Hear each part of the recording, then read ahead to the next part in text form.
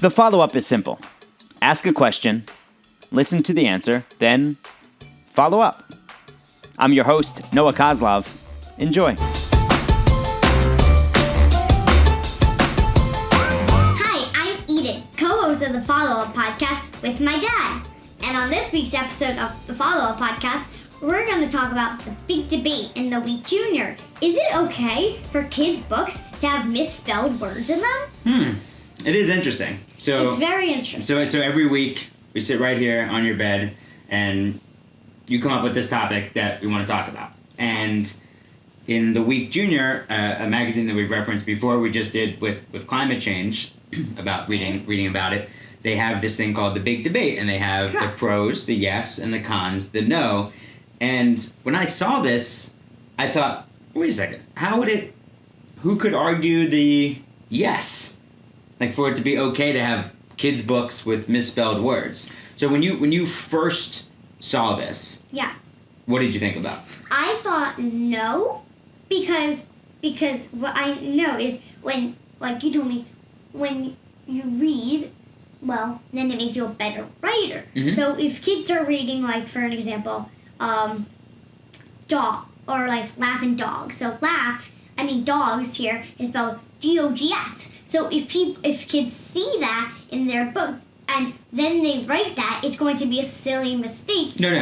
They're saying if DOGS is correct, but if they see DOGZ, right, that's the incorrect. No, did I say DOG? Mm-hmm. Oh, then I mean DOGZ. Or another example they gave was laugh, LAFF.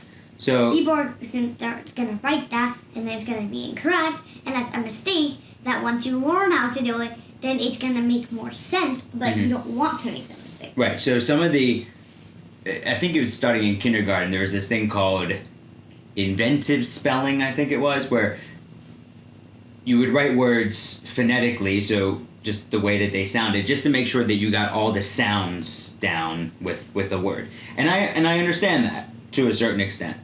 But as you're reading, then you're going to see different words. Like, so for example, the word school.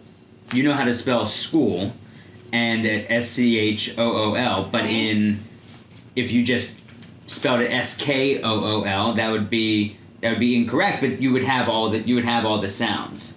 But if you saw that in the writing all the time in books, then that's how you would end up spelling it, and you'd have to start to learn, like, well, yes, CH in some words, like character, or in characteristics, like sometimes it has the CK or just the K characteristics, no pun intended. But I also thought that one of their arguments in the yes column was that it makes it more entertaining and funny. Oh yeah. But can it just be entertaining when it's just spelled correctly? Yeah, you can still make books funny and entertaining, even if they don't have misspelled words.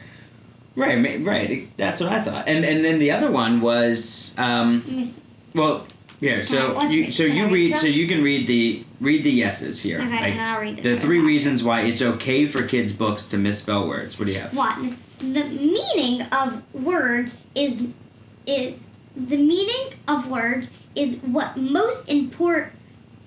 what's most important, not how they are spelled. Okay, so they're saying that it just matters what the words mean, and if you know what the word means, it's okay because it doesn't matter how they're spelled. 2. It's fun, and kids who enjoy reading read more books and become stronger readers.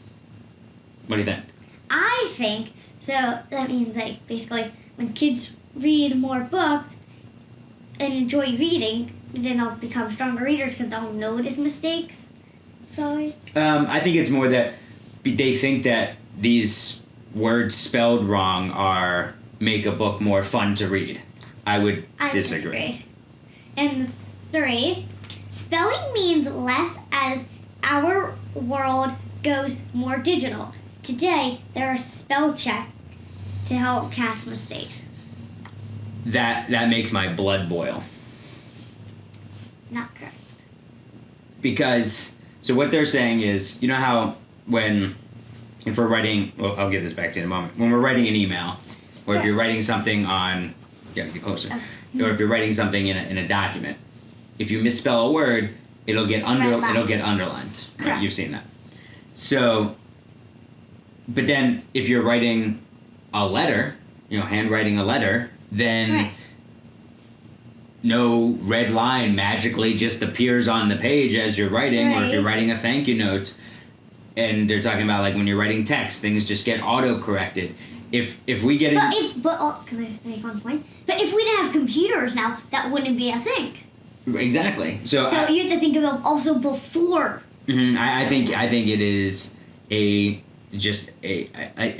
terrible idea that just because we have spell check, that's saying just rely on that, then rather than actually learn how to spell and use the correct parts of speech, etc. You'll never learn that way. No. Ever. You won't even learn at all. No. I mean, so, like, for example, if you just relied on technology for everything, then there's going to be so many other things that you just wouldn't know how to do. So, for example, in your room, Yes. we're sitting on your bed. You've got an alarm clock. So if all you did was, well, we have an Alexa, why don't we just set that alarm? But so that you're just never going to learn how to set your own alarm clock, because you would just say, Alexa, set an alarm for this time. What? And then what happens when you go somewhere when there's not Alexa, or you just rely on your phone all the time? It just doesn't. That's one example, not the greatest, but just the one that I thought of because we're in your room. That's pretty ridiculous. Yeah. Or let's say, also, I thought of this because we're in my room. What if you're writing dates on the calendar, but you write them misspelled, but it's an important date, but you can't read what you said, so you miss it. There you go. Or what about learning how to do math? Right. Well, I've got calculators. Why can't I do the calculator? But what if there weren't calculators? Or what if you don't have a calculator? Right. Exactly. Or what if you leave your calculator somewhere? Exactly. You forget about it. So I think it's one thing in these books for when the kids are, say there's, like we've read the Junie B. Jones books. So say she's writing, like it's one of her school entries, like in her morning work. And as she's writing, and you know that it's her handwriting and it's her work, and she misspells things, okay. That's fine because She's a second grader. And she's still learning, or first grade. No, she's a first grader and a kindergarten. Oh, okay. But then also you can then, as you're looking at that, like, I think that's not spelled right, or, it could make you feel better about your own writing. Right. But not if the author is doing it. Right, and I'll read the no's now. Okay. So, 3 reasons why it's not okay for kids books to misspell words. Mm-hmm. 1. Books with misspelled words confuse young kids about what's right or wrong. What do you think? I agree with that because it confuses them. Is this the right spelling? Or I know this, so is that the right spelling? I absolutely agree. 2. Learning words the wrong way becomes a problem when kids get into older grades. I agree. Yeah. A lot with it. Right. It all starts with habits at a younger age, Right. and they grow and they build. 3.